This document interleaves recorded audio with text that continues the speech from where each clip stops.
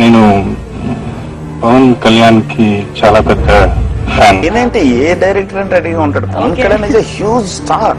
Andhra youth అంతా ఎలా పరిచయించారు అలాగే వాళ్ళతో పాటు ఆయనకున్న ఈజ్ ఆఫ్ యాక్టింగ్ చాలా మందికి లేదు. పవన్ కళ్యాణ్ కొత్త ఎంకరేజ్ చేయడం వల్ల కదా నేను వచ్చాను.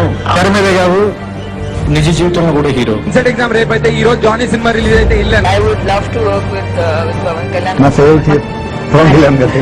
నిజాయితీకి ఇంకో పేరు ఉంది. All his films are something different. Today I'm in this position because of Kalyan. నా అన్నయ్య పవన్ కళ్యాణ్.